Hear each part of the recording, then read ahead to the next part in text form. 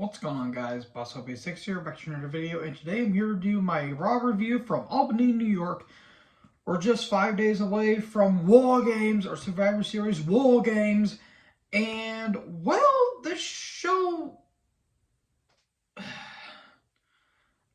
kind of 50-50, but on the outset, it was okay for a go-home show. I understand there was like 60% of it was talking and like 40% of it was wrestling.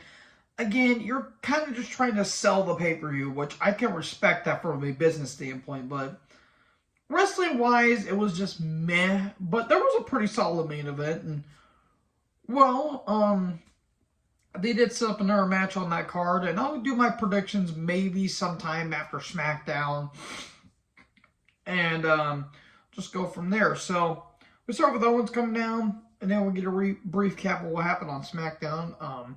Owens' forehead was bleeding. It looked like he picked a scab or something, and like blood was starting to start trickle down his forehead. That was just okay. He talks about Reigns and he talks about how he was at War Games. He was the mystery partner for Team Ciampa when. What was it? Keith Lee, Dijakovic, I think, and Dominic Dijakovic actually, and Ciampa, and then Owens took on Undisputed Era, which was Cole, Fisher, Riley, and Strong, and he basically talks about that and talks about Reigns, and he says, "Well, I'm gonna shot at you. I'll kick your ass, and I'm taking those titles." And he said, "Well, I didn't come to Albany, New York alone. Then Bruce and Drew come down from the crowd." And Drew just fires up, and so the Bruce to fire up the crowd. And Drew says, "Do you want a war?" And all of a sudden, Judgment Day show up. Okay. Balor talks about Styles for some reason, like he was talking to them, like he was talking to Styles for some reason. And then Drew says, "How about we have a 6-man tag, player?" He didn't actually say that, but he might as well did. So then Bruce took on Judgment Day, which was Dom, Finn, and Priest. Owens was on commentary. Look, I don't hate Dominic as a person, but my God, he has become this generation's Eric Watts and David Flair. But at least he knew when to get out of the ring. He tries. He's not a bad athlete. It's just he has heat, but I just feel like we just don't have a big reason to care about him other than he's just Ray's son. It wasn't bad. There was a chokeslam done on the apron by Priest. Why at the end of the day and ends in Y. And then towards the end of the match, Sheamus gives Dominic 20 beats of the Balor, like he was just beating the hell out of Dominic's chest. Sheamus chases him, and then all of a sudden the OC show up. Then bro kick, and there you go. At least the right man took the pin, aka Dominic. So the Brutes win. Then we have a little bit of beatdown afterwards, and the kick by Gallows to Priest, and then a stunner to Finn by Owens. There you go. Enough said. Gargano's backstage, and he says, "Well, we're going to have me and Miz are going to have another match because Miz is going to Mike Mizanin his way out of another match most likely because that's what he knows he'll do. And in 2 weeks' time, Lewis is going to get his revenge on Miz." So, Gargano comes out. We get a brief recap of what happened last week. Miz comes down. He hurt himself doing a TikTok dance. You know, TikTok that is vastly overrated and musically was better. There, I said it. Fight me. Though TikTok has a lot of funny memes, I will say that. Yeah. Miz has got moves like Jagger. We have seen Dancing with the Stars, Miz. You make white people say that's a bit much when it comes to dancing. When they're drunk. I found a better opponent. It's Omos. Okay. Omos and MVP come down. Gargano took on Omos. Miz joined commentary. And then Miz interfered. Then almost won with the chokeslam. There was more than the match, and Gargano got his spots in, but it's an almost match, and I don't care. And I don't care about this feud between Gargano and Miz. God. So, Theory has a video package of his failed cash-in and him going all nuts and getting more violent, basically. Theory snapped. Look, at least they're trying to give him a different character, which I do respect, but I'm sorry, Theory is just the same. He's just the same guy, except he's more insane. He's a little more cuckoo now. So Seth does an interview. What was Seth wearing? What did his wardrobe do to him? Seriously, he looked like the sleaziest porn star from the 80s and modern times. It was bizarre. He says Theory is stupid. Not trying to, cash in to get a U.S. title match, but trying to attack me from behind. And he talks about there's going to be a triple threat Survivor Series. It's going to be Theory, Rollins, and Lashley for the U.S. title. Okay, makes sense because these three have been, battling for the U.S. title. I mean, Lashley wants his title back because Brock, cost him that match. And Seth the champion, and Theory is still pissed about failing to cash in. So it all makes sense in some way. So the Theory's backstage, and he says, I'll reclaim my U.S. title. The Theory took on Ali. Theory to get busted open at one point. What's with everyone's foreheads getting busted open? Is everyone okay? Forehead bustamania. There you go. And Ali got his moments, but in the end, A-Town down, and there you go. At least Ali is getting featured, and they're not in. He's taking losses, but at least he's not in catering, so he's not getting buried, as a lot of people would say. It's just, unfortunately, I don't think they're going to push him. Because what championship would Ali get? Would he have to go down to NXT just to get the North American Championship? Because they ain't going to put the U.S. title or the IC title on him. God forbid they put the IC title on him. Nothing against Ali. I love Ali, but Gunther is the man. I mean, come on. He's going to break Honky Tonk Man's record. And if they don't, that's a missed opportunity. You better break that fucking record. Because fuck the Honky Tonk Man. And then, Lashley appears on screen, and he says, why don't we wait till Survivor Series? How about we just fight it and let it all out now? So Lashley comes down, and he says, well, I texted Seth 2 weeks ago, and you still couldn't get the job done. I basically left Seth in a pile of rubble and bone. And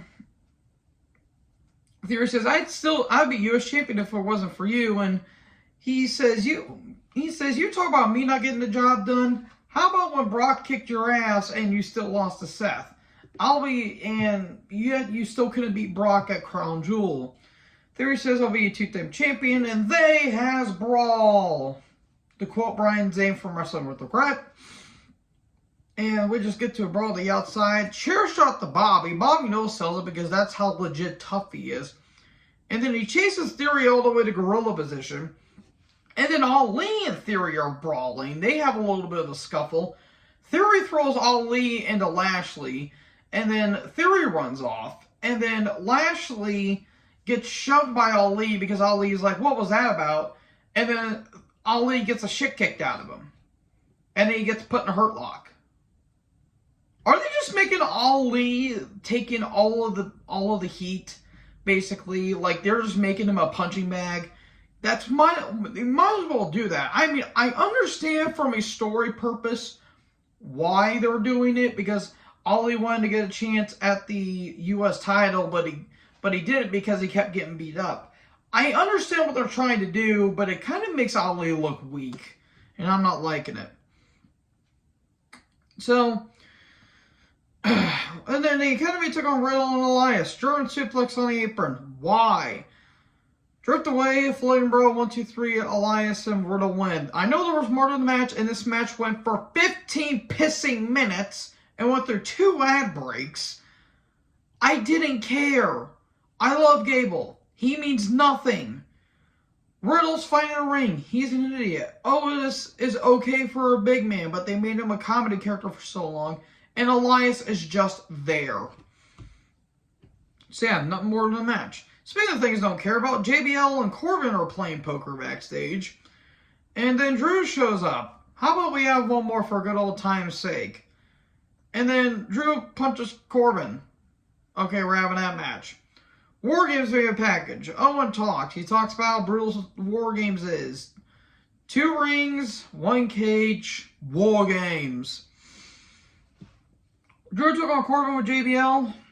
This match shouldn't have gone as long as it did. Look, I understand why they kind of did it, but this match could have been cut maybe 5, even 6, 7 minutes, and you really wouldn't miss a thing. Corbin can work. I've said this 100 times. I'll keep saying it more. I like Corbin. I really do. He's a really good worker. He's crisp and clean in the ring. One of the safe. He can be safe when he has to be safe. They just keep rewriting his character to a point we don't care about him. That is the big thing with Corbin. One, he's not good at... he can cut a decent promo at best, but that's about it. But they've made him so many gimmicks and so many characters, and he's been in a company for about 7 years. He's getting the Brutus the Barber Beefcake treatment at this point. What does he be called? The man with no name? If you guys remember that, you guys are legends. Because I unfortunately remember that. Just, his only good character was the Lone Wolf. Bring back Lone Wolf Corbin. He was cool. He was badass. Anyways, sorry I went on a tangent here. This modern day wrestling god thing with JBL is not working. JBL interferes, and all of a sudden Tozawa shows up. He is no longer the ninja gimmick. Good. That was stupid to begin with. And Tozawa has blonde hair. Okay, kind of weird to see. And he steals JBL's hat, and then they run off, and then a Claymore 1, 2, 3, and Drew wins. This was stupid. Stupid ending. We get a recap at 6-man tag earlier, then the OC and Mia Yim are backstage. They trademarked the name Michin for Mia Yim, which I don't know if that's her actual name. I just hope it's a nickname, because I don't like... If they're going to call her Michin, that is so incredibly stupid. It's, again, it means crazy in Korean. Make it a nickname. If it's not her name, at least make it a nickname. Because they've been calling her Minium for now. But, yeah. Just, why with the stupid name changes? It's, just stop. Stop. No, don't do this anymore. So anyways, they talk about, Styles talks about Balor, and then Balor shows up. And he says, you're gonna regret for what you're gonna do.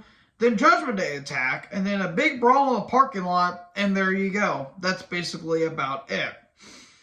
Bianca, Alexa, and Asuka come down. And Bianca tried to fire her up. Asuka was fired up as always. Alexa sounded like she wanted to be anywhere else, or she'd rather be on the couch because she sounded tired. Literally, she sounded like she wanted to go to sleep. They're going to announce their 5th member on SmackDown. Okay. Why not reveal it? I understand you want to kind of, make it, a little bit more intense.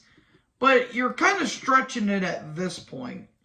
It's either going to be Candice or it's going to be Beth.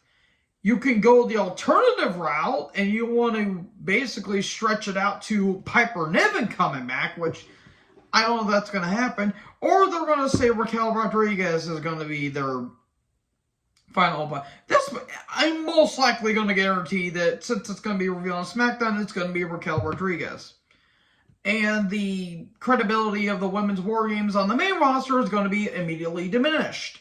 Because Raquel is there. And she's clueless. And then Damage Control crossed them. God, jeez, Rhea. Phew. Sorry, I had a moment. They come down. And, you know, Bayley does her typical shtick, just playing a great kind of bitchy heel. And, in a respectful way, by the way, too. I'm not calling Bayley a bitch. I'm just saying that's how her character is betrayed. She's just, you know, just kind of maniacal and all that stuff. So, Asuka tells Rhea to shut up, and Rhea says, just like at Mania, Mommy is going to eradicate you. I will take no further answers. Asuka versus Rhea, winner gets War Games advantage. It was good, as always. These two always had good matches. I'm not going to go through every single move because I don't want to be here all day. And plus, it's late and I'm getting tired. So, Damage Control and Cross eventually come down. And then Bianca and Bliss come down. And then in the end, after Dick Dinks and Dodgers and all that dumb shit, we get a Riptide from Rhea 1, 2, 3. There you go. Clean fight. And then they kind of pulled, you know, Asuka a little too early when they tried to recap what happened. But they did it anyway. And then cat fight. And then Mia comes down and goes after Rhea. And then Asuka dives on everyone. We'll see you this Sunday for the Royal Rumble. So there you go. That is your Raw build up to War Games. War Games.